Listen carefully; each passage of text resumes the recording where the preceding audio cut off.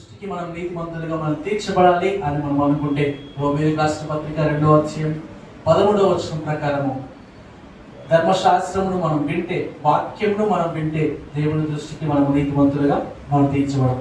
మన వాక్యాన్ని వినడం మాత్రమే కాదు, కానీ విన్న వాక్యానుసారమైన జీవితాన్ని మనం కలిగి మనం జీవించాలి. విన్న వాక్యాన్ని మనం కలిగి అనుసరించి మనం జీవించకుండా మనం బ్రతుకుతూ ఉంటే మనల్ని మనము మోసపుచ్చుకున్న వారమని యాకోబు పత్రికలో మనం చూస్తాం. యాకోబు పత్రికలో మనం చూస్తే, మీరు కేవలం వినువారు మాత్రమే ఉండి మిమ్మల్ని మీరు మోసపుచ్చుకొనకండి అని యాకోబు పత్రికలో ఉంటుంది. అంటే మనం కేవలం వినువారు మాత్రమే ఉంటే మనల్ని మనం మోసపుచ్చుకుంటాం అన్నమాట. మనల్ని మనం మోసపుచ్చుకుంటే మనకేం రాదు, మన జీవితం నాశనం అయిపోతుంది. కాబట్టి మనల్ని మనం మోసపుచ్చుకోకుండా దేవుడు మనతో మాట్లాడుతూ ఉంటే, దేవుడు మన జీవితాలతో ఇది తప్పు అని దేవుడు మనతో మాట్లాడినప్పుడు ఆ తప్పును చేయకుండా మన జీవితాలను మనం మార్చుకుందాం. ఈరోజు కూడా ఒక వ్యక్తిని ఆధారం చేసుకొని, బైబిల్లో ఉన్న ఒక వ్యక్తిని ఆధారం చేసుకొని ఆయన జీవితంలో నుండి మనం కొన్ని విషయాలు మనం ఆధారం చేసుకొని మనం మాట్లాడుకుందాం. బైబిల్లో ఎంతమంది యోసేపులను మనం చూస్తాం? మనకు తెలిసినంత వరకు బైబిల్లో ఎంతమంది యోసేపులను మనం చూస్తాం? ఎంతమందిని? వరుసగా మనం మాట్లాడుకుందాం. మొదటి ఆయన యాకోబు కుమారుల్లో 11వ వాడు మొదటి ఆయన యోసేపు గారు. ఆయన ఐగుప్తుకు వెళ్ళడం, అక్కడ రాజు తర్వాత రాజస్థితిలో ఉండడం. ఈయన ఒక యోసేపు గారు. ఇంకొక యోసేపు గారు కొత్త నిబంధనలో మనం మాట్లాడుకుంటే, కొత్త నిబంధనలో ఆ మరియమ్మ గారి, యేసుక్రీస్తు గారి తండ్రి అయిన యోసేపు గారు. ఈయన ఇంకో యోసేపు గారు. ఇద్దరు గురించి మనం మాట్లాడుకుందాం. మూడో ఆయన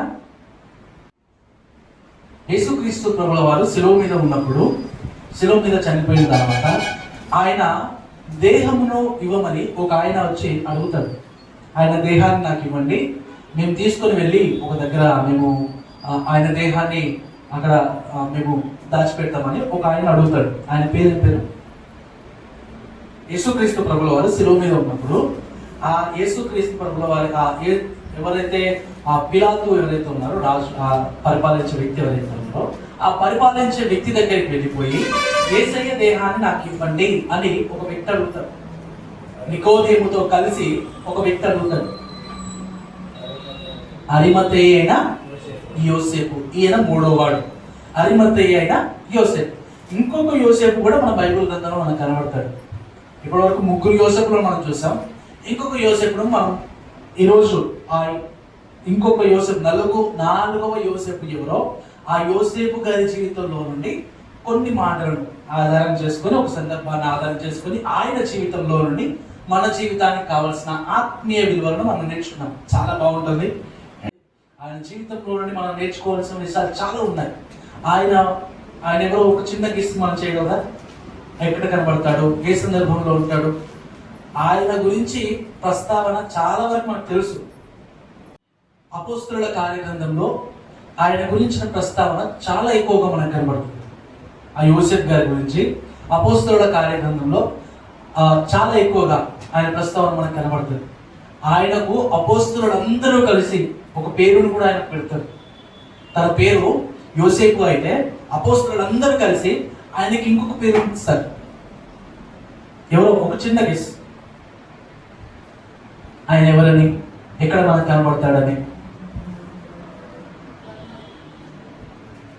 ఆయన పేరు బర్నబా. మనకు బర్నబా అని మాత్రమే తెలుసు.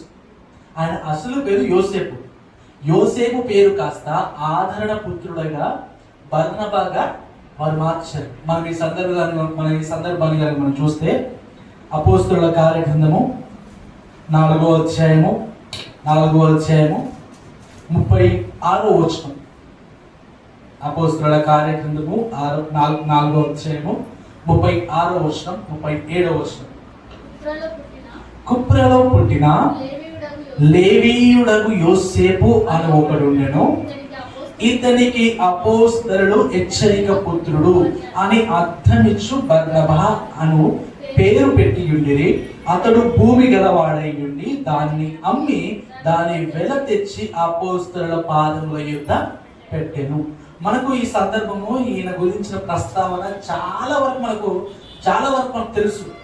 ఈయన గురించి మనకు ప్రతిదీ మనకు తెలుసు. మనకి ఏ విధంగా తెలుసు అంటే బర్నబా ఆ పేరుతో మనకు తెలుసు, ఆదరణ పుత్రుడు ఆ పేరుతో మనకు తెలుసు, హెచ్చరిక పుత్రుడు అనే పేరుతో మనకు తెలుసు. కానీ ఈయన అసలు పేరు ఏంటంటే యోసేపు. యోసేపు కాస్త అపోస్తలుల ద్వారా ఆదరణ పుత్రుడుగా, హెచ్చరిక పుత్రుడుగా, బర్నబా అని అర్థం ఇచ్చే హెచ్చరిక పుత్రుడుగా ఆయన మార్చబడ్డాడు. తర్వాత మనం చూసుకుంటే ప్రతి దాంట్లో బర్నబా అని మనకు కనబడతా ఉంటుంది ఆయన పేరు. పౌలు గారితో ఎంతో కాలము పరిచర్య ఆయన చేశాడు. పౌలు గారి మొదటి మిషనరీ జర్నీలో ఆయన పౌలు గారితో కలిసి ప్రయాణాన్ని కొనసాగించాడు. ఈరోజు ఈ బర్నబా గారి జీవితంలో నుండి ఒక 4 విషయాలను ఆధారం చేసుకొని మన జీవితానికి కావలసిన కొన్ని మాటలను మనము మన ఆత్మీయ విషయానికి మన ఆత్మీయ జీవితానికి కావలసిన కొన్ని ఆత్మీయ విలువలను మనం నేర్చుకుందాం. ఒక 4 మాటలను ఆధారం చేసుకొని 4 విలువలను మనం నేర్చుకుందాం. మరలా 36వ వచనం 37వ వచనం మరలా చదువుకుందాం. కుప్రలో పుట్టిన లేవీయుడవు యోసేపు అని ఒకడు ఉండెను. ఇతనికి అపోస్తలులు ఏం పేరు ఇచ్చారంట? హెచ్చరిక పుత్రుడు అని అర్థమిచ్చు బర్నబా అని పేరు పెట్టియుండే. ఇతనికి హెచ్చరిక పుత్రుడు. కింద మనం చూస్తే ఫుట్ నోట్ లో ఏమనుంటుందంటే ఏమనుంటుంది? ఆదరణ పుత్రుడు అని అర్థం ఇచ్చే ఒక మంచి పేరును ఆయనకు అపోస్తలులు అందరూ ఆయనకు పెట్టారు. ఇప్పుడు నేను అడుగుతున్నాను, యోసేపు అనే పేరు మంచి పేరు కాదా? యోసేపు అనే పేరు మంచి పేరు కాదా? మంచి పేరు కాదా? యోసేపు అనే పేరు చాలా మంచి పేరు. కానీ అపోస్తలులు అందరూ కలిసి ఆయనకి ఇంకో పేరును ఎందుకు ఇచ్చారు? అపోస్తలులు అందరూ కలిసి 12 మంది అపోస్తలులు అందరూ కలిసి యోసేపు అని పిలవకుండా ఆయనకు ఆదరణ పుత్రుడు, హెచ్చరిక పుత్రుడు అనే అర్థాన్ని ఇచ్చే బర్నబా అని పేరుని ఇచ్చారంట. బర్నబా అనే పేరును ఆయనకి ఇచ్చారంట. ఎందుకు ఇచ్చారు అంటే యోసేపు అనేది మంచి పేరే. యోసేపు అనేది ఆయనకు తన తల్లిదండ్రులు పెట్టిన పేరు చాలా మంచి పేరు. కానీ దాన్ని కాకుండా ఆయనకి ఇంకొక పేరు ఎందుకు ఇచ్చారంటే ఆయన ప్రవర్తనను చూసి, ఆయన తీరును చూసి, ఆయన సంఘంలో నడిచిన విధానాన్ని చూసి, ఆయన సంఘంలో బ్రతుకును చూసి, సంఘంలో ఆయన ఆదరించిన విధానాన్ని చూసి, సంఘంలో అందరినీ హెచ్చరిస్తూ, దేవునిలో అందరినీ పురిగొల్పుతూ, అందరినీ ఆ కష్ట సమయంలో ప్రతి ఒక్కరిని ఆదరిస్తూ ఉన్న విధానాన్ని బట్టి సంఘము అతనికి ఒక మంచి పేరునిచ్చింది. ఆదరణ పుత్రుడు, హెచ్చరిక పుత్రుడు అనే అర్థాన్నిచ్చే బర్నబా అనే పేరు సంఘం ఇచ్చింది. ఈరోజు ఈ విషయాన్ని కొంచెం మనం ఆత్మీయంగా మాట్లాడుకుంటే క్రైస్తవులు కూడా పేర్లు మార్చుకుంటున్నారు. మన క్రైస్తవులు కూడా చాలా మంది పేర్లు మార్చుకుంటున్నారు. ఫర్ ఎగ్జాంపుల్ నేనే ఉన్నాను, నా పేరు సూర్య. నేను బ్యాప్టిజం తీసుకున్న తర్వాత నా పేరు కాస్త యోసేపు గానో, ఏ దావీదు గానో, లేకపోతే ఏ పౌలు లాగానో, లేకపోతే ఏ పేతురు లాగానో చాలా మంది మార్చుకుంటున్నారు. ఏ విధంగా మార్చుకుంటున్నారు? బ్యాప్టిజం ముందు ఒక పేరు ఉంటుంది, బ్యాప్టిజం తర్వాత ఇంకొక పేరు ఉంటుంది. నేను ఈ పేరు మార్చుకోవడం గురించి నేను తప్పుగా ఏం మాట్లాడట్లేదు. కానీ ఇప్పుడు బ్యాప్టిజం పొందక ముందు నా పేరు సూర్య, బ్యాప్టిజం పొందిన తర్వాత ఒకవేళ నా పేరే మార్చబడి దావీదుగా మార్చబడింది. బ్యాప్టిజం పొందక ముందు నా పేరు సూర్య, బ్యాప్టిజం పొందిన తర్వాత నా పేరు దావీదు. ఇప్పుడు నేను దావీదు అన్న పేరు పెట్టుకున్న తర్వాత నేను దావీదు గారు లాంటి జీవితం ఆయనంత కాకపోయినా కూడా కనీసం ఆయన స్టాండర్డ్ వరకు మనం రీచ్ అవ్వకపోయినా కూడా ఆయన లాగా మనం బ్రతకడానికి మనం ప్రయత్నించాలంటారా వద్దంటారా? ప్రయత్నించాలి. ఆయన లాగా బ్రతకడానికి మన జీవితంలో మనం మార్చుకోవాలి. బాప్టిజం పొందక ముందు నా బ్రతుకు వేరే రకంగా ఉండాలి. బాప్టిజం పొందిన తర్వాత నా పేరు మార్చబడిన తర్వాత నా పేరుకు తగినంత విధంగా నా బ్రతుకుని నేను కూడా మార్చుకోవాలి. ఆ విధంగా మార్చుకోకపోతే నా పేరుకు అర్థం ఉండదు, నేను పెట్టుకున్న పేరుకు అర్థం ఉండదు. ఈరోజు చాలా మంది క్రైస్తవులు బాప్టిజం తర్వాత పేరు మార్చుకుంటున్నారు. బాప్టిజం తర్వాత వెంకటేష్ గా ఉన్నవారు పౌలుగా మార్చబడుతున్నాడు. బాప్టిజానికి ముందు సురేష్ గా పిలువబడుతున్న ఆయన బాప్టిజం తర్వాత పేతురుగా పిలువబడుతున్నాడు. బాప్టిజం కంటే ముందు ఆయన పేరు ఆయన పేరు ఏదో పలానా పేరు సుధాకర్, లేకపోతే ఏదో ఒక పేరుతో పిలువబడుతున్నారు. కానీ బాప్టిజం తర్వాత ఆయన ఒక మోషేగా, ఒక షడ్రక్గా ఆయన పిలువబడుతున్నాడు. కానీ పేరు మారడం ఇక్కడ ముఖ్యమా, లేకపోతే బ్రతుకు మారడం ముఖ్యమా? పేరు మారడం ముఖ్యమా, బ్రతుకు మారడం ముఖ్యమా? బ్రతుకు మారడం ముఖ్యం. మనము భక్తుల పేర్లు పెట్టుకున్నంత మాత్రాన మన జీవితాలు మనం మార్చుకోకుండా మనం బ్రతుకుతా ఉంటే, మన బ్రతుకులు మార్చుకోకుండా మనం బ్రతుకుతా ఉంటే, అది మన బ్రతుకులు ఎంత మాత్రము మన మన పేరుకు తగిన జీవితమో ఎంత మాత్రం మనం జీవించకపోతే దేవునికి యోగ్యమైన జీవితాన్ని మనం జీవించలేము. ఇక్కడ యోసేపు గారి పేరు, ఆయన పేరు మార్చబడిందంట. దేని వల్ల మార్చబడిందంటే సంఘంలో ఆయన నడిచిన విధానాన్ని బట్టి ఆయనకు ఆదరణ పుత్రుడు అని ఇచ్చారంట. అంటే సంఘంలో ఉన్న ప్రతి ఒక్కరిని సమస్యలు ఎవరైనా ఉంటే, ఎవరైనా ఇబ్బందులు ఉంటే ఆయన వాళ్ళ దగ్గరికి వెళ్ళి పరామర్శిస్తున్నాడంట. సమస్యలలో వాళ్ళ దగ్గరికి వెళ్ళి మీరు ప్రార్థన చేసుకోండి, నేను కూడా మీ కొరకు ప్రార్థన చేస్తాను, నేను కూడా మీ కొరకు సహాయం చేస్తాను, నేను కూడా దేవుని దగ్గర మీ కొరకు వేడుకుంటాను. ఒకవేళ వారు విశ్వాసంలో పడిపోతా ఉంటే వారి దగ్గరికి వెళ్ళి వారికి దేవుని గురించి వారి మాటలు చెప్తా ఉంటూ వారిని దేవునిలో ప్రోత్సహిస్తున్నాడంట. అలాంటి వాడుగా ఆయన ఉంటున్నప్పుడు ఆయనకు సంఘం ఇచ్చిన పేరు హెచ్చరిక పుత్రుడు, ఆదరణ పుత్రుడు. అంటే ఆయన సుగుణాలను బట్టి ఆయనకు ఆ పేరునిచ్చింది. ఈరోజు సంఘంలో మనం నడిచిన నడతను బట్టి, సంఘంలో మనము మాట్లాడిన మాటలను బట్టి, సంఘంలో మనం బ్రతికిన బ్రతుకును బట్టి సంఘము మనకి ఏ పేరునిస్తుంది? సంఘము ఒకవేళ సంఘం అంతా కలిసి మనకు ఒక సపరేట్ ఒక పేరు పెట్టాలని అనుకుంటే మనకే పేరునిస్తుంది? మనకే పేరునిస్తుంది? కొంతమందికి ఇస్తారు సంఘంలో, కొంతమందికి మంచి పేరు ఇవ్వచ్చు. నిద్రపోతులు అని కొంతమందికి మంచి పేరు ఇవ్వచ్చు, కొంతమందికి తిండిపోతులు అనే పేరు ఇవ్వచ్చు. ఎందుకంటే సంఘానికి మీటింగ్కి భోజన సౌకర్యం ఉన్నప్పుడు మాత్రమే సంఘానికి వస్తారు. మీటింగ్స్ లో భోజన సౌకర్యాలు ఉన్నప్పుడు మాత్రమే మీటింగ్స్ కి వస్తారు చాలా మంది క్రైస్తవులు. అంటే తిండికి ప్రిఫరెన్స్ ఇస్తున్నారు వీళ్ళు. సంఘానికి వచ్చి నిద్రపోయేవారు కొంతమంది అయితే, సంఘానికి వచ్చి దేవుని వాక్యం వినకుండా ఇష్టానుసారంగా ప్రవర్తించేవారు కొంతమంది అయితే, సంఘానికి కేవలము ఫుడ్ కోసమే వచ్చేవారు కొంతమంది అయితే, ఈ విధంగా మనం బ్రతుకుతా ఉంటే సంఘం మనకు ఏ పేరు ఇస్తుంది? సంఘం మనకు ఏ విధమైన ఆ పేరును మనకు సంఘం మనకు దయచేస్తుంది? బర్నబా గారికి, యోసేపు గారికి సంఘం అంతా కలిసి హెచ్చరిక పుత్రుడు అనే పేరునిచ్చింది. ఈరోజు మనకు సంఘం అంతా కలిసి ఏ పేరునిస్తుంది? మనం నిద్రపోతా ఉంటే నిద్రపోతులు అని మనకు పేరునిస్తుందా? లేకపోతే మనం తిండి కోసమే మనము దేవుని సంఘానికి మనం వస్తా ఉంటే తిండిపోతూ అనే పేరు మన సంఘం మనకు ఇస్తుందా? లేకపోతే ఇంకొంతమంది ఉంటారు, ఆని వచ్చారు, మీరు ఎలాంటి వారంటే కొన్ని అకేషన్స్ కు మాత్రమే సంఘానికి వస్తారు.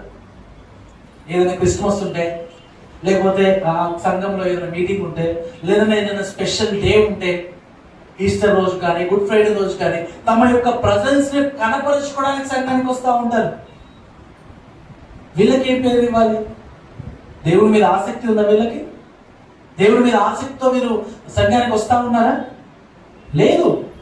మనము సంఘానికి వస్తున్నామంటే, మనము సంఘానికి నడిపింపబడుతున్నామంటే సంఘము మనకు ఎలాంటి పేర్లు ఇవ్వాలి తెలుసా? మనకు ప్రార్థనాపరుడు అనే పేరు సంఘం నుండి మనం పొందుకోవాలి. మనం ప్రార్థన చేస్తా ఉంటే మనం చేసే ప్రార్థన చూసి మనం చేసే ప్రార్థన విని సంఘం అంతా కలిసి మనకి ఏం పేరుని ఇవ్వాలంటే ప్రార్థనాపరులు అనే పేరు సంఘం మనకి ఇవ్వాలి. మనం పాటలు పాడుతూ ఉంటే, మనము మన స్వరాలతో దేవుణ్ణి మంచిగా మనం స్తుతిస్తూ ఉంటే సంఘం అంతా ఆ పాటలో లీనమైపోయి దేవుణ్ణి ఆరాధిస్తూ ఉంటే సంఘం అంతా కలిసి మనకి ఏం పేరు ఇవ్వాలి తెలుసా? గాయకులు, దేవుణ్ణి స్తుతించేవారు అనే పేరు సంఘం అంతా కలిసి మనకి ఇవ్వాలి. మనము వాక్య పరిచయం చేస్తూ ఉంటే ఏ మాత్రం కూడా దేవుని శక్తి ద్వారానే మనం వాక్య పరిచయం చేస్తూ ఉంటే దేవుడి సంఘం మనకి ఏం పేరు ఇవ్వాలంటే మంచిగా దేవుడి బోధ ఏ మాత్రం కూడా అధికారము గల వారి వలె ఏ మాత్రం కూడా మనుషులను మెప్పించడానికి బోధ చేయకుండా, మనుషుల కోసం బోధ చేయకుండా దేవుని కోసమే, దేవుని యొక్క నీతిని పంచడం కోసమే బోధ చేస్తున్నాడని సంఘం మనకు అలాంటి పేరుని ఇవ్వాలి. కానీ ఈరోజు చాలా మంది క్రైస్తవులు ఈ మంచి పేర్లు అన్నింటికి పక్కకు పెట్టేసి ఈ బిరుదులను పొందుకుంటున్నారు. నిద్రబోధులని, తిండిబోతులని, సంఘానికి లేటుగా వచ్చేవారని, ఏదో అకేషన్స్ కి మాత్రమే ఏదో కనబడని విధంగా, ఏదో మెరుపు తీగ విధంగా ఆ విధంగా సంఘానికి వచ్చే ఈ విధమైన బిరుదులు చాలా మంది పొందుకుంటున్నారు. బైబిల్లో కూడా ఒక వ్యక్తి, ప్రసిద్ధమైన వ్యక్తి ఉన్నాడు. యేసుక్రీస్తు ప్రభుల వారు శిలువ మీదకి వెళ్ళే సమయంలో ప్రజలందరూ ఒక వ్యక్తిని విడుదల చేయమని కోరారు. ఆయన పేరేం పేరు? బరబ్బా. ఆయన విడుదల చేయమని కోరినప్పుడు ఆ బరబ్బా గారు దేనిలో ప్రసిద్ధుడు అంటే పాపము చేయుటలో ప్రసిద్ధుడు. ఆయన దేనిలో ప్రసిద్ధుడు అంటే నరహత్యలో ప్రసిద్ధుడు. రోజు సంఘము కూడా ప్రసిద్ధమైన జీవితాన్ని జీవిస్తుంది. దేనికంటే దేవుని సంఘానికి లేటుగా రావడంలో ప్రసిద్ధుడు. దేవుని సంఘంలో దేవుని పనిలో అలసత్వాన్ని ప్రదర్శించడంలో ప్రసిద్ధులు. దేవుని సంఘంలో నిద్రపోవడంలో ప్రసిద్ధులు. వాక్యం చదవకపోవడంలో ప్రసిద్ధులు. ప్రార్థన చేయకపోవడంలో ప్రసిద్ధులు. ఈరోజు మనం దేనిలో మనము ప్రసిద్ధులుగా, దేనిలో మనము పేరు పొందిన వారంగా మనం జీవిస్తున్నాం. ప్రార్థన చేయకుండా ఉండడంలోన, వాక్యం చదవకుండా ఉండడంలోన, దేవుని సంఘానికి రాకుండా ఉండడంలోన ఏ విధమైన మనం జీవిస్తూ ఉన్నాం. మనం ఒక రోజు దేవుని సంఘానికి వచ్చి ఇంకొక రోజు దేవుని సంఘానికి రాకపోతా ఉంటే మనము దేవుని సంఘానికి ప్రాధాన్యత ఇచ్చినట్ట, మనం ఇవ్వనట్టే కదా.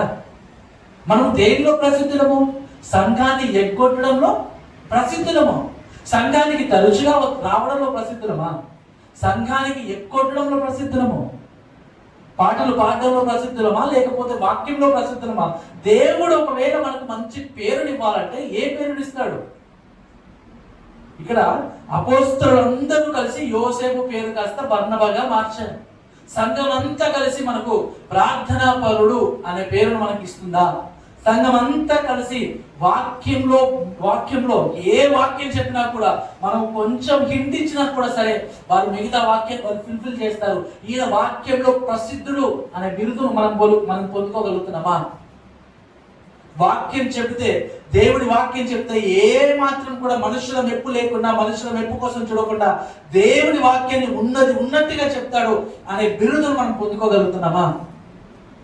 ఏ విధమైన బిరుదును మనం పొందుకోగలుగుతున్నాం? దేవుడు కూడా కొంతమందికి కొంచెం మంచి పేర్లను ఇచ్చాడు. దేవుడు కూడా కొంతమంది ప్రజలకు కొన్ని మంచి పేర్లను ఇచ్చాడు. ఫర్ ఎగ్జాంపుల్, నోవాహు గారిని మనం తీసుకుంటే, నోవాహు గారికి దేవుడు ఇచ్చిన పేరు ఏంటంటే భూమి మీద ఉన్న అందరిలో నీతిమంతుడు అనే పేరును నోవాహు గారు ఇచ్చాడు. నోవాహు గారికి దేవుడు ఇచ్చాడు. అంటే అక్కడ చాలా మంది ప్రజలు ఉన్నారు, కొన్ని లక్షల మంది ప్రజలు ఉన్నారు భూమి మీద అప్పటికి. వారందరినీ పక్కకు పెట్టేసి దేవుడు నోవాహు గారిని చూసి, నువ్వు నాకు నీతిమంతుడుగా కనబడ్డావు, దేవుడు నీకు నీతిమంతుడు అనే పేరును నేను నీకు ఇస్తానని దేవుడు అన్నాడు.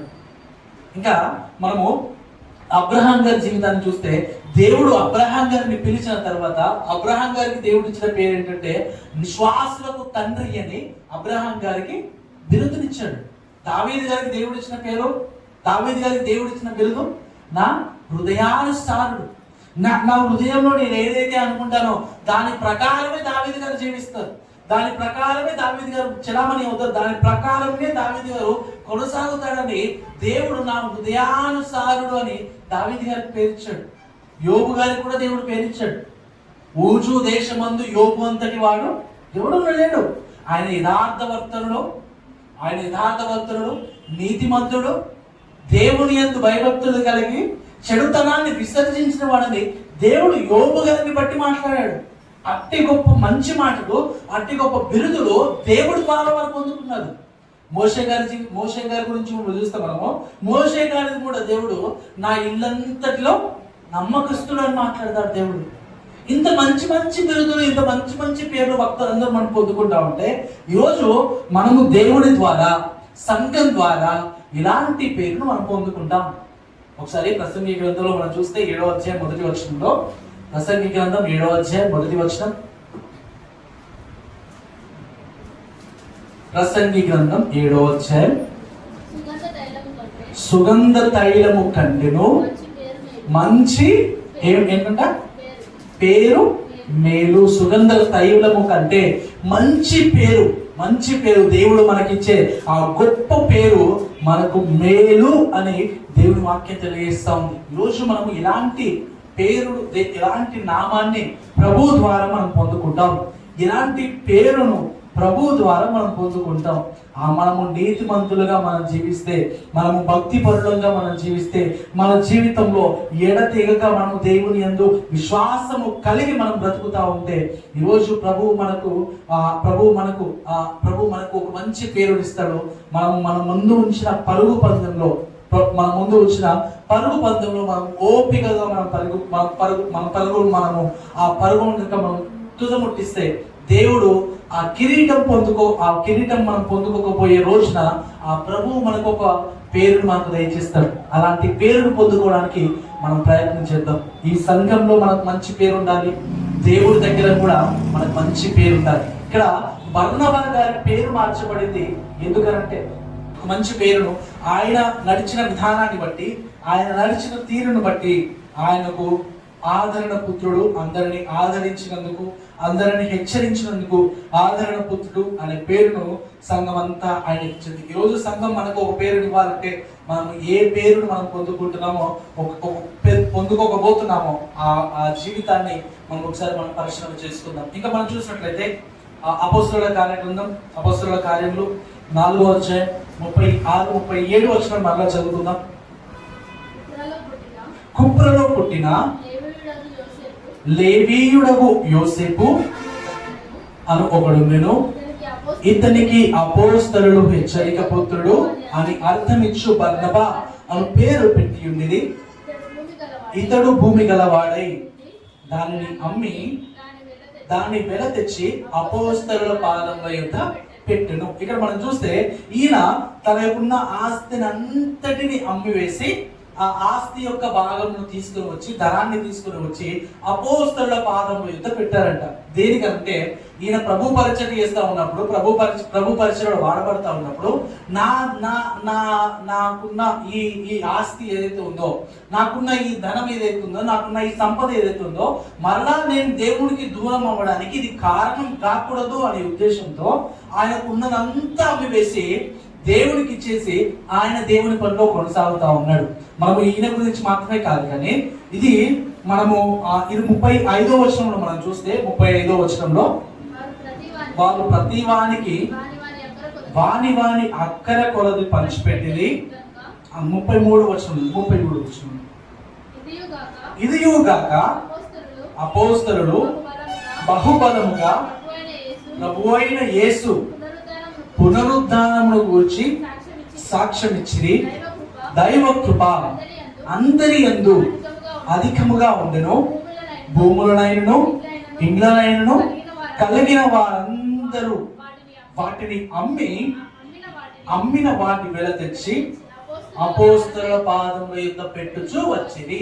ఇక్కడ మనం చూస్తే ఈ బర్నబా గారు ఒక్కరే కాదంట, ఆ మిగిలిన విశ్వాసులు కూడా వారికి ఉన్నదంతా అమ్మివేసి దేవుని పరిచర్య కొరకు వాళ్ళు ఇస్తున్నారు. దేవుని పరిచర్యలో వాడబడడానికి తమ సంపద అంతా ఇస్తున్నారు. ఈరోజు నేను మీ సంపదను కోరుకోవట్లేదు, కానీ మీ సంపదను ప్రభువు కోరుకోవట్లేదు, కానీ ప్రభు మన నుండి కోరుకునేది మన యొక్క పూర్ణ హృదయాన్ని దేవుడు కోరుకుంటున్నాడు. మన యొక్క పూర్ణ మనస్సును మనం పూర్ణ హృదయంతో, పూర్ణ మనస్సుతో, పూర్ణ వివేకంతో, పూర్ణ ఆనందంతో ఆయనను సేవించాలని దేవుడు మన నుండి ఆశపడతా ఉన్నాడు. ఈరోజు మనం కోరుకుంటున్న విధంగా, దేవుడు మన నుండి ఆశపడుతున్న విధంగా మనం పూర్ణ హృదయంతో మనం దేవుని సంతోషపరచగలుగుతున్నామా? మనం దేవుని ఆనందపరచగలుగుతున్నామా? మనము దేవుని కొరకు దేన్ని విడిచిపెట్టి మనము దేవుని పరిచయం మనం కొనసాగుతున్నాం? ఇక్కడ అపోస్తలులను మనం చూస్తే, బర్నబా గారిని మనం చూసినా, శిష్యులను మనం చూసినా, వారందరూ తమ కలిగి ఉన్నదంతటిని వదిలేసి దేవుని పనిలో వాడబడుతున్నారు. ఈరోజు క్రైస్తవులుగా మనం పిలువబడతా ఉంటే, క్రైస్తవులుగా మనము దేవుని కొరకు వాడబడతా ఉంటే, మనము దేవుని పనిలో వాడబడడానికి మన యొక్క అపవిత్రతను మనం విడవగలుగుతున్నామా? మన యొక్క పాపములను మనం విడవగలుగుతున్నామా? దేవునికి నచ్చని జీవితాన్ని మనం విడవగలుగుతున్నామా?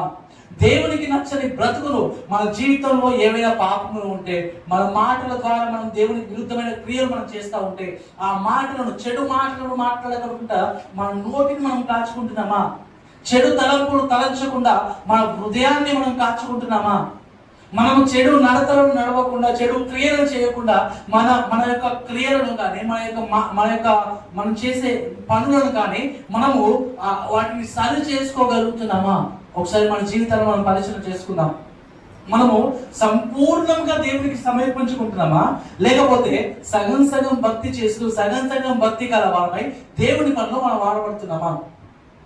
ఇక్కడ బర్నబా గారు తాను దేవుని పనిలో వాడబడడానికి తన ఆస్తి అడ్డు వచ్చినప్పుడు నేను మరలా వెనక్కి వెళ్ళకూడదు, నేను మరలా వెనక్కి వెళ్ళి నాకు సంపద ఉంది కదా, నా సంపద నా యొక్క పొలాన్ని నేను దున్నుకొని నేను నా పని చేసుకుంటానని నేను మరలా వెనక్కి వెళ్ళకూడదు అనే ఉద్దేశంతో తనకు ఉన్నదంతా అమ్మి వేసి దేవుని పనిలో వాడబడడానికి వచ్చాడు ఆయన. అంటే ఉన్నదంతా దేవునికి ఇచ్చేశాడు. ఈరోజు మన జీవితంలో ఉన్న పాపాలన్నింటినీ వదిలేసి, మన జీవితంలో మన మాటల ద్వారా చేసిన పనుల, మన మాటల ద్వారా దేవునికి విరుద్ధంగా చేసిన ప్రతిదాన్ని మనం వదిలేసి దేవుని దృష్టిలో మనం నీతిమంతులుగా మనం తీర్చబడడానికి, దేవుని పనిలో మనం కొనసాగడానికి మనం ముందుకు వస్తున్నామా? దేవుని కొరకు మనం ఏం వదిలేసాం? దేవుని కొరకు మనము దేవుని పనిలో వాడబడటానికి, దేవుని పనిలో మనం వినియోగించుకోవడానికి మన జీవితం నుండి దేని మనం వదిలేశారు. చాలా మంది క్రైస్తవులు కనీసం కోపాన్ని కూడా వదలలేరు. దేవుని పిల్లలుగా పిలువబడుతూ కనీసం కోపాన్ని కూడా వదలని క్రైస్తవులు ఉన్నారు. అబద్ధాలు ఆడే క్రైస్తవులు ఇంకా ఉన్నారు. దేవుని సంఘంలో క్రైస్తవులుగా పిలువబడుతూ ప్రతి చిన్న విషయానికి అబద్ధాలు ఆడే క్రైస్తవులు ఉన్నారు. ప్రతి చిన్న విషయంలో కోపపడే క్రైస్తవులు ఉన్నారు. ప్రతి చిన్న విషయంలో దేవునికి నచ్చని పనులు చేసే క్రైస్తవులు చాలా మంది ఉన్నారు. మనము సంఘం ఉంది అని అంటే, ఆదివారం సంఘం ఉన్నారంటే ఆదివారము అదే రోజు సంఘానికి వచ్చే బదులు ఒక పనికి వెళ్తే లేదా ఒక ఉద్యోగంకి వెళ్తే నాకు సంఘానికి వచ్చేదానికంటే ఎక్కువ డబ్బులు, నాకు మిగిలిన వారం రోజుల్లో వచ్చేదానికంటే ఎక్కువ డబ్బులు ఈ ఆదివారం రోజున నేను ఇస్తాను అని అంటే, ఒకవేళ మనం సంఘానికి వెళ్తామా పనికి వెళ్తామా? పనికి వెళ్ళడానికే చాలా మంది క్రైస్తవులు ఇష్టపడతారు. ఎందుకంటే 6 రోజుల్లో వచ్చిన డబ్బుల కంటే ఈ ఆదివారం రోజున ఎక్కువ డబ్బులు వస్తున్నాయి. ఒక 100 రూపాయలు ఎక్కువ వస్తున్నాయి, 200 ఎక్కువ వస్తున్నాయి. ఈ ఆలోచన కలిగి సంఘం కంటే పనికి ప్రాముఖ్యత ఇచ్చిన వారు చాలా ఎక్కువ మంది. అంటే దేవుని సంఘం కొరకు తమ యొక్క అవసరాలను కూడా వదిలేయలేని క్రైస్తవులు చాలా మంది ఉన్నారు. దేవుని సంఘము కొరకు తమ కోపాన్ని వదిలేని వారు చాలా మంది ఉన్నారు. దేవుని సంఘం కొరకు తమ యొక్క చెడ్డ తలంపులను వదిలేని క్రైస్తవులు చాలా మంది ఉన్నారు. ఈరోజు మనం ఆ విధంగా మనం బ్రతుకుతూ ఉంటే, ఆ విధంగా మనం జీవిస్తూ ఉంటే మన జీవితాన్ని మనం మార్చుకోవాలి. దేవుని పని కొరకు మనల్ని అడ్డగించే ఏ విధమైనది కానీ అది మన జీవితం నుండి మనం తీసివేసుకోవాలి. మన బ్రతుకు నుండి మనం తీసివేసుకోవాలి. మన నోటిని మనం కాచుకుంటే, ఒకవేళ దేవుని పరిచర్య చేయడానికి నా నోరే అడ్డంగా ఉంది అని అంటే మన నోటిని మనం అదుపులో పెట్టుకోవాలి. దేవుని వాక్యం ఏం తెలియజేస్తా ఉంది? నీవు రెండు కన్నులు కలిగి నరకంలో ప్రవేశించుట కంటే గుడ్డివాడవై పరలోక రాజ్యంలో ప్రవేశించుట మేలు. నీవు 2 చేతులు కలిగి నరకంలో ప్రవేశించుట కంటే ఒంటి చేయి కలిగి దేవుని రాజ్యంలో ప్రవేశించుట మేలు. నీవు 2 కాళ్ళు కలిగి దేవుని రాజ్యంలో పోకుండా కంటే ఒంటి కాళ్ళు కలిగి కుంటివాడవై దేవుని రాజ్యంలో ప్రవేశించుట మేలు. ఈరోజు మనం ఏ విధంగా మనం బ్రతుకుతున్నాం? మనము దేవుని పనిలో వాడపడకుండా ఉండడానికి ఏదైతే అడ్డంకులు మన జీవితంలో ఉన్నాయో వాటిని వదిలివేసుకోవడానికి మనం ఇష్టపడుతున్నామా? వాటిని వదిలివేసుకొని దేవుని సంఘంలో, దేవుని పరిచర్యలో మనం ముందుకు సాగడానికి మనం ఇష్టపడుతున్నామా? దేవుని కొరకు మనం ఏం వదిలేశాం? దేవుని కొరకు మనం బైబిల్ గ్రంథంలో మనం చూస్తే, మనము శిష్యులను చూసినా, దేవుని కొరకు నిలబడిన భక్తులను చూసినా, వారు సమస్తాన్ని వదిలేసి దేవుని వెంబడించారు. పౌలు గారు అంటారు, నేను సమస్తాన్ని ఏ విధంగా ఎంచుకున్నాను? పెంటగా ఎంచుకున్నాను. సమస్తాన్ని నీ కొరకు విడిచిపెట్టాను ప్రభు అని పౌలు గారు మాట్లాడుతున్నారు. పౌలు గారి జీవితం ఏ విధంగా ఉండేదో మనం అసలు ఊహించలేదు. ఆయన దేవుణ్ణి నమ్ముకోక ముందు ఆయనకు ఎస్కాట్ ఉండేది. ఆయనను కాపాడడానికి తన చుట్టూ ఎప్పుడు చాలా మంది ఆయనను కాపాడడానికి, కానీ ఆయన ఎక్కడికైనా వెళ్దామన్నా కూడా ఒక గుంపు ఆయన చుట్టూ ఉండేది. దేవుని పరిచయంలోనికి వచ్చిన తర్వాత ఒంటరిగా ఆయన నిలబడ్డాడు. వీటన్నింటినీ పౌలు గారు వాటన్నింటినీ వ్యర్థముగా పెంటతో సమానంగా ఎంచుకున్నాడు. ఈ లోకంలో ఉన్న వాటన్నింటినీ పౌలు గారి జీవితం దేవుళ్ళలోని రాకముందు గొప్ప ఉన్నతమైన జీవితం, రాజభోగాలు ఉన్న అలాంటి జీవితాన్ని పౌలు గారు జీవించారు. కానీ దేవుళ్ళలోనికి వచ్చిన తర్వాత ఆయన పడ్డ శ్రమలు కానీ, ఆయన పడ్డ బాధలు కానీ అంతా ఇంత కాదు. కొరింథీ పత్రికలో మనం చూస్తే ఆయన పడ్డ శ్రమలను, కొరింథీ పత్రిక 2 కొరింథీ పత్రిక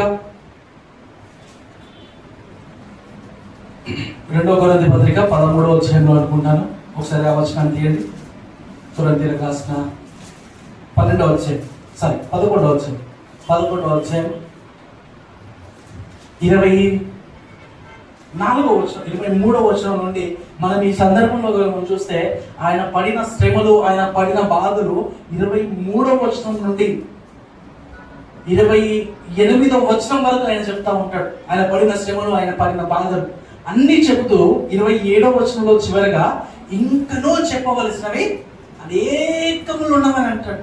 ఇంకా నువ్వు చెప్పాల్సిన, నేను చెప్పిన చాలా తక్కువ, ఇంకా నేను చెప్పాల్సినవి చాలా ఉన్నాయని అంటాడు. అంటే దేవుని పరిచర్యలోనికి రాకముందు ఆయన జీవితం సుఖవంతమైన జీవితం. ఆయన జీవితము ఆయన ఏదంటే అది కావాలనుకుంటే అది దక్కే జీవితం. కానీ దేవుని పరిచర్యలోకి వచ్చిన తర్వాత ఆకలి దప్పులు, నిద్రలేమిలు, ఆ సముద్రంలో ఒంటరిగా పడవ పగిలిన సందర్భాలు, ఎన్నో ఎన్నో ఎన్నో అపాయకరమైన పరిస్థితుల్లో ఉండి ఆయన ప్రయాణం చేశాడు. ఈరోజు మనము దేవుని కొరకు దేన్ని విడిచిపెట్టగలుగుతున్నాం? ఆయన తన సమస్తాన్ని విడిచిపెట్టి దేవుని కొరకు నిలబడ్డాడు. పేతురు గారిని చూసిన, భక్తులను చూసిన వారందరూ తమ సమస్తాన్ని విడిచిపెట్టి దేవుని కొరకు నిలబడ్డారు. ఎలీషా గారిని మనం చూస్తే, ఏలియా గారు ఎలీషా గారిని దేవుని పరిచర్యకు రమ్మన్నప్పుడు ఆయన తనకు కలిగి ఉన్న సమస్తాన్ని విడిచిపెట్టి దేవుడిని వెంబడించినట్టుగా మన బైబిల్ గ్రంథంలో మనం చూస్తాం. నాకు నాకు ఇంత ఆస్తి ఉంది కదా, నాకు ఇంత పొలం ఉంది కదా, వీటన్నిటిని నేను వదిలేసి నీ దగ్గరికి వస్తాను, నాకు కొంచెం సమయం ఇవ్వనగానే ఆయన అంతటినీ వదిలేసి దేవుణ్ణి వెంబడించడానికి, వెంబడించడానికి ఆయన తన మనస్సును ప్రేరేపించుకున్నాడు. ఈరోజు మనం దేవుని కొరకు దేన్ని వదిలేస్తున్నాం? ఈరోజు మనం దేవుని కొరకు మన పాపములను మనం విడిచిపెట్టగలుగుతున్నామా? మన నోటిని మనం కాచుకోగలుగుతున్నామా? మన తలంపులను మనం కంట్రోల్ చేసుకోగలుగుతున్నామా? మనము దేవుని కొరకు మనం చేసే క్రియను మనం కంట్రోల్ చేసుకోగలుగుతున్నామా? మనం చూసే చూపులను మనం కంట్రోల్ చేసుకోగలుగుతున్నామా? పవిత్రమైన చూపులు మనం చూడగలుగుతున్నామా? పవిత్రమైన మాటలు మనం మాట్లాడగలుగుతున్నామా? పవిత్రమైన జీవితాన్ని మనం జీవించగలుగుతున్నామా? ఒకసారి మన జీవితాన్ని మనం పరిశీలన చేసుకుందాం. బర్నబా గారి జీవితం నుండి మనం రెండోదిగా మనం చూడాల్సింది ఏంటంటే, ఆయన తనకున్న సంపదను అంతటినీ వదిలేసి దేవుని పరిచర్య కొరకు వాడబడడానికి ముందుకు వచ్చాడు. ఈరోజు మన సంపదను దేవుడు కోరుకోవట్లేదు, కానీ బలిని నేను కోరను, కానీ నేను కనికరంను మాత్రమే నేను కోరుతున్నాను. నేను బలిని కోరట్లేదు, నేను కనికరాన్ని మాత్రమే కోరుతున్నాను. బలిని అర్పించడం కంటే దేవుని మాట వింట ఎంతో శ్రేష్టం.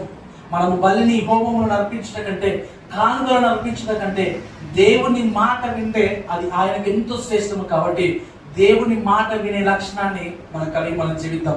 దేవుని కొరకు సమస్తాన్ని విడిచిపెట్టి పౌలు గారు వచ్చిన విధంగా మనము కూడా దేవుని కొరకు మన యొక్క ద్వేషాన్ని, మన యొక్క కలహాన్ని, మన యొక్క పగను, ప్రతీకారంలో మనకు కలిగి ఉన్న ప్రతి విధమైన పాపం అన్నింటినీ వదిలివేసి పవిత్రమైన జీవితాన్ని జీవించడానికి మనం ప్రయాసపడదాం. మూడవదిగా మనం చూసినట్లయితే అపోస్తలుల కార్యములు 9వ అధ్యాయం 26వ వచనం నుండి మనం చదువుకుందాం. అతడు యెరూషలేములోనికి వచ్చి శిష్యులతో కలుసుకున్నట్టుకు ప్రయత్నం చేశాను, కానీ అతడు శిష్యుడని నమ్మక అందరూ అతనికి భయపడింది. అయితే బర్నబా అతనిని దగ్గరికి తీసుకొని అపోస్తలుల యుద్ధకు వచ్చి అతడు త్రోవలో ప్రభువును చూచననియు, ప్రభు అతనితో మాట్లాడననియు, అతడు దమస్కులో యేసు నామమును బట్టి ధైర్యముగా బోధించననియు వారికి వివరముగా తెలియపరచను. అతడు యెరూషలేము వారితో కూడా వచ్చుచు పోవచ్చు ప్రభు నామమును బట్టి ధైర్యముగా బోధించుచు గ్రీకు భాషను మాట్లాడు యూదులతో మాట్లాడుచు తర్కించుచుండెను. ఇక్కడ ఎవరి గురించి మాట్లాడుతున్నాడు ప్రభు? ఏ వ్యక్తి గురించి మాట్లాడుతున్నాడు? అతడు అతడు అతడు అని మాట్లాడుకుంటున్నాం కదా. ఎవరి గురించి మాట్లాడుతున్నాడు? ఎవరి గురించి? పౌలు గారి గురించి ఇక్కడ మాట్లాడుతున్నాడు. పౌలు గారు మారిన తర్వాత, పౌలు గారు ఆ ప్రభువులోనికి వచ్చిన తర్వాత ఆయన యెరూషలేములోనికి వచ్చి శిష్యులతో కలుద్దాం అని అంటే ఎవరు కూడా ఆయన చేర్చుకోలేదంట. ఎవరు కూడా ఆయన దగ్గర రానివ్వలేదంట. ఎందుకంటే ఆయన పాస్టర్ లాంటిది. ఆయన ఒకప్పుడు జీవించిన జీవితం అలాంటిది. ఒకప్పుడు జీవించే జీవితం ఎలాంటిదంటే యెరూషలేములో ఆయన ఇంట్లో నుండి స్త్రీలను బయటికి ఈడ్చుకొని వచ్చి యేసుక్రీస్తును నమ్ముకున్న వారిని బయటికి ఈడ్చుకొని వచ్చి మరి వారిని హింసించిన జీవితం, అంతటి ఘోరమైన జీవితం ఆయన జీవించిన తర్వాత సడన్ గా ఆయన వచ్చేసి నేను దేవుడిని నమ్ముకున్నాను, ప్రభువు నాతో మాట్లాడాడు, నేను దేవుడి వాక్యాన్ని నేను కూడా ప్రకటిస్తున్నాను, నేను కూడా దేవుడి కొరకు జీవిస్తా ఉన్నాను అని ఎంతగా చెప్పినా కూడా ఆ శిష్యులు ఎవరు నమ్మకపోయేసరికి అక్కడ ఒక వ్యక్తి ఆయనను నమ్మి ఆయనను చేదతీసి ఆయన దగ్గరికి తీసుకొని ఆదరించి ఆయనను శిష్యులకు పరిచయం చేసి శిష్యులతో కలిసి కూర్చునే భాగ్యాన్ని ఆ వాక్యాన్ని ఆయన కలగజేశాడు. ఆయన బర్నబా గారు మనం చూస్తే 28వ వచనంలో బర్నబా గారు మాట్లాడుతూ అతడు యెరూషలేములో వారితో కూడా 27వ వచనంలో బర్నబా గారు మాట్లాడుతూ అయితే బర్నబా అతని దగ్గరికి తీసుకుని అపోస్తలుల యొద్దకు తోడుకొని వచ్చి అతడు త్రోవలో ప్రభువును చూచననియో ప్రభువు అతనితో మాట్లాడననియో అతడు దమస్కులో యేసు నామమును బట్టి ధైర్యముగా బోధించననియో వారికి వివరముగా తెలియపరచను. ఇక్కడ బర్నబా పెద్ద అయినా అపోస్తలుడు పెద్ద అయినా? ఇక్కడ మాట్లాడుతున్న బర్నబా గారు పెద్దవాళ్ళ లేకపోతే అపోస్తలుడు పెద్దవాళ్ళ? అపోస్తలుడు పెద్దవారు. కానీ అపోస్తలుడు బర్నబా గారి మాట నమ్ముతున్నారు. అపోస్తలుడు అంత పెద్ద అపోస్తలుడు పేతురు గారు సైతము బర్నబా గారి మాట నమ్ముతున్నారు. బర్నబా గారి మాట నమ్మి ఇంతవరకు పౌలు గారిని చేర్చుకొని ఆ అపోస్తలుడు, పౌలు గారు చేర్చుకొని ఆ శిష్యులు బర్నబా గారి మాట మీద విశ్వాసంతో పౌలు గారిని తమ యుద్ధకు చేర్చుకుంటున్నారు. అంటే పౌలు గారిని చేర్చుకునే వాళ్ళంటే, బర్నబా గారి మాటను నమ్మాలంటే బర్నబా గారు ఎంత మంచి క్యారెక్టర్ని కలిగి ఉంటే, ఎంత మంచి విశ్వాసాన్ని వారి మధ్య కనపరిచి ఉంటే ఆయన మాట నమ్ముతారు వాళ్ళు. ఆయన ఎంత గొప్ప క్యారెక్టర్ కలిగి జీవించి ఉండకపోతే ఒక వ్యక్తిని తీసుకొని వచ్చి ఈ వ్యక్తి మునుపటి జీవితాన్ని జీవించట్లేదు, ఈ వ్యక్తి మునుపటి బ్రతుకును బ్రతకట్లేదు, ఈయన మనతో చేర్చుకుందాం అని అన్న వెంటనే వాళ్ళు చేర్చుకుని ఉంటారు. అప్పటి వరకు పౌలు గారు వారితో కలవడానికి ప్రయత్నం చేశాడంట, కానీ ఏ ఒక్కరు కూడా పౌలు గారిని చేర్చుకోలేదు. కానీ బర్నబా గారు చెప్పిన వెంటనే అందరూ పౌలు గారిని చేర్చుకున్నారు. అంటే ఆయన మాటను వారందరూ విన్నారంటే ఈయన మంచి క్యారెక్టర్ని బట్టి, ఈయన కలిగి ఉన్న వ్యక్తిత్వాన్ని బట్టి, ఈయన వారి మధ్య నడిచిన విధానాన్ని బట్టి అరే బర్నబా చెప్తున్నానంటే బర్నబా ఒక మనిషి గురించి చెప్తున్నానంటే ఈ మనిషి మంచి వ్యక్తి అయి ఉంటాడని బర్నబా గారి మీద నమ్మకంతో పౌలు గారిని చేర్చుకున్నారు. ఈరోజు క్రైస్తవుడికి ఉండాల్సిన మొట్టమొదటి లక్షణం ఏంటంటే, క్రైస్తవుడికి ఉండాల్సిన అతి అతి అతి ముఖ్యమైన లక్షణం ఏంటంటే క్యారెక్టర్. అతి ముఖ్యమైనది ఏంటంటే మన విశ్వాసం, మనము మంచి ప్రవర్తనను కలిగి మంచి క్యారెక్టర్ని కలిగి మనం బ్రతకడమే క్రైస్తవుడికి ఉండవలసిన మంచి లక్షణం. క్రైస్తవుడు అని ఎప్పుడు తెలవబడుతుందంటే ఆయన ప్రవర్తనను బట్టి, ఆయన క్యారెక్టర్ను బట్టి మాత్రమే ఈయన క్రైస్తవుడు అని తెలవబడుతుంది. ఈరోజు బర్నబా గారి లాంటి క్యారెక్టర్ని మనం జీవించాలి.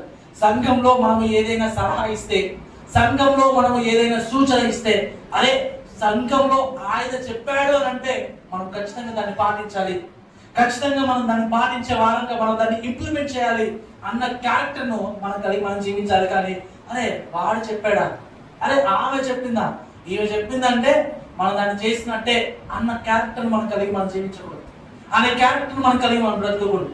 సంఘంలో మనం సూచన ఇచ్చామంటే, సంఘంలో మనం ఏదైనా సలహా ఇచ్చామంటే ఆ సలహా మన క్యారెక్టర్ను మనం బట్టి వారందరూ పాటించే విధంగా, సంఘం అంతా పాటించే విధంగా ఉండాలి. కానీ మనం ఇచ్చే సలహాని తృణీకరించే విధంగా మన క్యారెక్టర్ ఎప్పుడు కూడా ఉండకూడదు. బర్నబా గారు ఇచ్చిన సలహా ఏంటంటే, ఈ పౌలు గారిని చేర్చుకోండి. ఇంతవరకు ఈయన వచ్చి ప్రయత్నం చేశాడంట కలవడానికి, కానీ మీరు చేర్చుకోలేదంట. కానీ నేను హామీ ఇస్తున్నాను, నేను సలహా ఇస్తున్నాను, నేను మీకు సూచన ఇస్తున్నాను, దయచేసి పౌలు గారిని చేర్చుకోండి అని అన్న వెంటనే వారందరూ కలిసి, అపోస్తలులతో సహా అందరూ కలిసి పౌలు గారిని చేర్చుకొని యెరూషలేములో దేవుని గురించిన సువార్త వారు బోధిస్తా ఉన్నారట. మనకు ఎలాంటి క్యారెక్టర్ను మనం కలిగి మనం జీవిస్తున్నాం? మన మాటను తృణీకరించే క్యారెక్టర్ మనం కలిగి మనం బ్రతుకుతున్నామా? మన మాటను, మనం ఇచ్చిన సలహాలను వారు తీసుకునే విధంగా, వారు దానితో ఏకీభవించేలాంటి క్యారెక్టర్ను మనం బ్రతుకుతా ఉన్నామా? బైబిల్ గ్రంథంలో ఒక వ్యక్తి ఉన్నాడు. ఆయన చెప్పిన మాటను ఎవ్వరు కూడా పట్టించుకోలేదు. సొంత అన్నదమ్ములు పట్టించుకోలేదు, సొంత తండ్రి కూడా ఆయన చెప్పిన మాటను పట్టించుకోలేదు. ఆయన ఎవరంటే, ఆయన జ్యేష్ఠ పుత్రుడైన రూబేను గారి మాటను తన అన్నదమ్ములు సైతము వారు పట్టించుకోలేదు. యోసేపు గారిని గుంతలో పడేసిన తర్వాత వారు గుంతలో పడేసిన తర్వాత రూబేన్ గారు ఒక మంచి సలహా ఇస్తారు. అరే, ఈయనను మనం చంపొద్దు, మన సహోదరుడు, మన సహోదరుని మనం చంపకుండా మనం వీడిని బాధ పెడదాం, కానీ వీడిని చంపకుండా మనం చూసుకుందాం. నేను మా తండ్రికి వీడిని సజీవునిగా, బ్రతికి ఉన్న వాడిగా వీడిని అప్పగించాలి అని అన్నదమ్ములందరితో కలిసి ఆయన మాట్లాడతాడు. మనం వీడిని చంపొద్దు, వీడిని కనీసం ఇప్పటివరకు బాధ పెట్టాలి సరే, వీడిని చంపకుండా మనం తీసుకెళ్లి సురక్షితంగా తండ్రి యుద్ధ మనం చేర్చుతామంటే, రూబేను మాటను ఒక్క వ్యక్తి కూడా అక్కడ పట్టించుకోలేదు. రూబేను మాటను అక్కడ ఒక్క తమ్ముడు కూడా, ఒక్క వ్యక్తి కూడా అక్కడ పట్టించుకోకుండా యూదా చెప్పిన మాటను వారందరూ నమ్మారు. యూదా చెప్పిన మాటను విని యూదా గారు ఏమైనా సలహా ఇస్తారంటే, అరే వీడిని చంపితే మనకేం వస్తుంది, అక్కడ వర్తకులు వస్తున్నారు, ఇష్మాయేలీలు వస్తున్నారు, వాళ్ళకి అమ్మేద్దామని యూదా గారు చెప్పినప్పుడు యూదా గారి మాట విని యోసేపు గారిని వాళ్ళకి అమ్మేస్తారు. అంటే ఇక్కడ రూబేను గారు జ్యేష్ఠపుత్రుడు. రూబేను గారు వాళ్ళందరికీ అన్న, తండ్రి తర్వాత తండ్రి అంతటి స్థానం రూబేను గారు. అయినా కూడా రూబేను గారి మాటను అన్నదమ్ములు ఎవ్వరు కూడా వినలేదు. ఎందుకంటే రూబేను గారు చేసిన చెడ్డ కార్యం వల్ల, రూబేను గారి క్యారెక్టర్ వల్ల, తన తల్లి సమానురాలతో ఆయన చేసిన పాపం వల్ల తన అన్నదమ్ములు ఎవ్వరూ కూడా తన మాటను వినలేదు. తన క్యారెక్టర్ను బట్టి. క్యారెక్టర్ క్రైస్తవ జీవితంలో చాలా చాలా చాలా ముఖ్యమైనది క్యారెక్టర్. యోసేపు గారి, ఇంకా మనము యాకోబు గారి జీవితంలో కూడా చూసుకుంటే, రూబేను గారు 11 మంది ఎవరైతే ఉంటారో, ఈ యాకోబు పిల్లలు ఎవరైతే 11 మంది ఉన్నారో, ఈ 11 మందిలో 10 మంది ధాన్యం కోసం యోసేపు గారి దగ్గరికి వెళ్ళిపోతారు. ధాన్యం కోసం యోసేపు గారి దగ్గరికి వెళ్ళిపోయిన తర్వాత యోసేపు గారు కొన్ని ప్రశ్నలు వేస్తారు. మీరు 10 మందే ఉన్నారా మీ తండ్రికి? మీ 10 మందే ఉన్నారా అంటే, మాకు మా తమ్ముడు కూడా ఉన్నాడు, అక్కడ తండ్రితో ఉన్నాడు అని తన తమ్ముడు గురించి చెప్పినప్పుడు, మీరు వెళ్ళి మీ తమ్ముడిని తీసుకొని రండి, మీ తమ్ముడిని తీసుకొని వస్తే మీ సహోదరుడైన షిమ్యోనుని నేను మీకు విడుదల చేస్తానని షిమ్యోన్ని బంధిస్తాడు యోసేపు గారు. బంధించినప్పుడు వీరందరూ వెళ్ళి తండ్రి దగ్గర మనవి చేస్తారు. అప్పుడు రూబేన్ మాట్లాడుతూ, తండ్రి, అక్కడ షిమ్యోను బంధించారు, నువ్వు బెన్యామిన్ నాతో పంపిస్తే మేము వెళ్ళి షిమ్యోను తీసుకొని వస్తామన్నప్పుడు తండ్రి అంటాడు, నా కుమారుని ఒకరిని పోగొట్టుకున్నాను, మరలా ఈ కుమారుని మీతో పంపించి ఏ మాత్రం కూడా నేను దుఃఖానికి పాత్రుడుగా నేను కాలేను అని ఆయన రూబేన్తో మాట్లాడతాడు. రూబేన్తో మాట్లాడి తర్వాత యూదా గారు చెప్పేంత వరకు, యూదా గారు భరోసా ఇచ్చేంత వరకు ఆయన ఏ మాత్రం కూడా బెన్యామిన్ను పంపించడానికి ఇష్టపడ్డు. రూబేన్ గారి మాట తన తండ్రి వినలేదు, రూబేన్ గారి మాట తన సహోదరుడు వినలేదు. ఎందుకంటే ఆయన క్యారెక్టర్ మంచిది కాదు, ఆయన ప్రవర్తించిన ప్రవర్తన మంచిది కాదు. ఈరోజు మన మాట సంఘంలో, మనం ఇచ్చిన సలహా సంఘంలో అందరూ తీసుకోవాలి అని అంటే, మన మాట సంఘంలో అందరూ వినేంతగా మనం మంచి ప్రవర్తన కలిగి మనం బ్రతకాలి. బర్నబా గారి జీవితంలో మనం చూస్తే, బర్నబా గారి మాట అపోస్తలులందరూ విన్నారు. ఎందుకంటే ఆయన క్యారెక్టర్ని బట్టి. ఈరోజు మనం ఎలాంటి క్యారెక్టర్ మనం కలిగి మనం బ్రతుకుతున్నాం? మన మీద భరోసా ఉంచి, ఒక వ్యక్తి మన మీద భరోసా ఉంచి ఆయన మాట్లాడగలరా? సంఘంలో మన మీద భరోసా ఉంచి మనం చెప్పిన సలహాలను కానీ మనం చెప్పిన సూచనలు కానీ వారు తీసుకునే విధంగా సంఘంలో మనం అలాంటి క్యారెక్టర్ని కలిగి మనం బ్రతుకుతున్నామా? ఒకసారి మన జీవితాన్ని మనం పరిశీలన చేసుకుందాం. ఇంకా చివరిగా మనం చూసినట్లయితే అపోస్తలుల కార్యములు 14వ అధ్యాయం 12వ వచనం నుండి మనం చూసినట్లయితే, జన సమూహములు పౌలు చేసిన దానిని చూసి లుకయోనియా భాషలో దేవతలు మనుష్య రూపములు దాల్చి మన యొద్దకు దిగి వచ్చి ఉన్నారని కేకలు వేసి బర్నబాకు ద్రౌపది అనియు పౌలు ముఖ్య ప్రసంగికుడైనందున అతనికి హెర్మే అనియు పేరు పెట్టింది. ఇక్కడ బర్నబా గారికి ఒక పేరు ఇచ్చారంట, ద్విపతి అని బర్నబా గారికి పేరు ఇచ్చారంట. పౌలు గారికి ముఖ్య ప్రసంగికుడైనందున ఆయనకు హెర్మే అని పేరు ఇచ్చారంట. ఇక్కడ మనం మాట్లాడుకుంటే సీనియారిటీ తరఫున మాట్లాడుకుంటే బర్నబా పెద్ద అయినా పౌలు గారు పెద్ద అయినా? సీనియారిటీ తరఫున మాట్లాడుకుంటే బర్నబా గారు పౌలు గారి కంటే చాలా పెద్ద అయినా. దేవుడి పరిచయలో కానీ సంఘంలో వాడబడే విధానం కానీ బర్నబా గారు పౌలు గారి కంటే చాలా పెద్ద అయినా. పౌలు గారిని నడిపించిందే బర్నబా గారు, పౌలు గారిని ఆ సంఘంలో చేర్చిందే బర్నబా గారు, పౌలు గారిని శిష్యులతో కలిపిందే బర్నబా గారు. అలాంటి బర్నబా గారిని సెకండ్ పొజిషన్ లో ఉంచారంట. అలాంటి బర్నబా గారిని సెకండ్ పొజిషన్ లో ఉంచి పౌలు గారిని ఫస్ట్ పొజిషన్ లో ఉంచినా కూడా బర్నబా గారు అసూయ పడలేదు. బర్నబా గారు, అరే నాకెందుకు ఇలా జరిగింది, అరే పౌలు నువ్వు నా తర్వాత వచ్చిన వాడివి కదా, నువ్వు నా తర్వాత స్టేజ్ మీదకి వచ్చి వాక్యం చెప్పేవాడివి కదా, నువ్వు నా తర్వాత దేవుని నమ్ముకున్న వాడివి కదా, నువ్వు నా తర్వాత సంఘంలో వాడబడేవాడివి కదా అని బర్నబా గారు పౌలు గారిని ఎప్పుడు కూడా తక్కువగా చూడలేదు. ఆయన ఇన్ఫాక్ట్ పౌలు గారిని ఇంకా ప్రోత్సహించాడు. ఈరోజు చాలా మంది క్రైస్తవులు ఏ విధంగా ఉన్నారంటే, ఒక వ్యక్తిని మనం నడిపిస్తే, ఒక వ్యక్తిని దేవుళ్ళలోకి నడిపిస్తే ఆ వ్యక్తి దేవుళ్ళలో ఎక్కువగా ఎదుగుతుంటే మనకంటే ఎక్కువ విశ్వాసం కలిగి, మనకంటే ఎక్కువ ప్రార్థన కలిగి, మనకంటే ఎక్కువ వాక్య పరిచయం వారు వాడబడతా ఉంటే వారిని చూసి చాలా మంది క్రైస్తవులు అసూయపడుతున్నారు. వారిని సంఘంలోనికి చేర్చిన వారే, వారిని సంఘంలోనికి నడిపించిన వారే, వారిని దేవుడికి పరిచయం చేసిన వారే వారిని చూసి, వారి యొక్క విశ్వాసాన్ని చూసి, వారు దేవుళ్ళలో వాడబడే విధానాన్ని చూసి వారు అసూయపడుతున్నారు. ఈరోజు మనం అలాంటి ప్రవర్తన కలిగి మనం జీవించకూడదు. బర్నబా గారు పౌలు గారిని చూసి అసూయపడలేదు. బర్నబా గారు పౌలు గారిని చూసి, అరే నేను పెద్దోని కదా, నువ్వు చిన్నోడి కదా, నువ్వేలా ముఖ్య ప్రసంగికుడు అవుతావు, నేను ముఖ్య ప్రసంగికుడిని కావాలి కదా అని బర్నబా గారు మాట్లాడలేదు. అని నువ్వు చెప్తావా, ఇక్కడ ప్రశ్న నువ్వు చెప్తే అర్థమవుతుందని పౌలు గారిని ప్రోత్సహించాడు. మనము కూడా అలాంటి ప్రోత్సాహాన్ని దేవుని ప్రజలకు మనం కలిగించాలి. సంఘంలో ఉన్న వారికి అలాంటి ప్రోత్సాహాన్ని కలిగించాలి. కానీ కలహంతో కల్మషాన్ని మన మనసులో పెట్టుకొని, మన మనసులో అసూయను పెట్టుకొని, మన మనసులో ద్వేషాన్ని పెట్టుకొని ఒక వ్యక్తి మనకంటే దేవుళ్ళు ఎదుగుతా ఉంటే వారిని చూసి అసూయ పడేలాంటి జీవితాన్ని మనం బ్రతకకూడదు. మనం కలిగి ఏ విధంగా కూడా మనం జీవించకూడదు. ఒక వ్యక్తి మన ద్వారా దేవుళ్ళు ఎదిగింపబడుతున్నాడంటే వారిని చూసి మనం ఆనందపడాలి. ఎందుకంటే దేవుడు వారిని చూసి ఆనందపడతాడు. ఒక పాపి మారు మనసు పొందితే దేవుని రాజ్యంలో ఎంతో సంతోషం.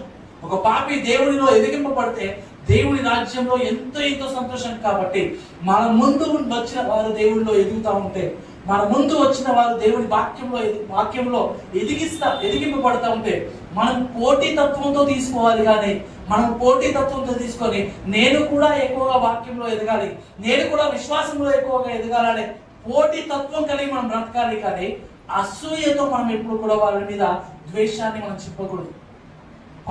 బర్నబా గారి జీవితంలో మనం 4వదిగా మనం నేర్చుకోవాల్సింది ఏంటంటే, ఆయన జీవితం నుండి తగ్గింపు తత్వాన్ని మనం కలిగి మనం జీవించాలి.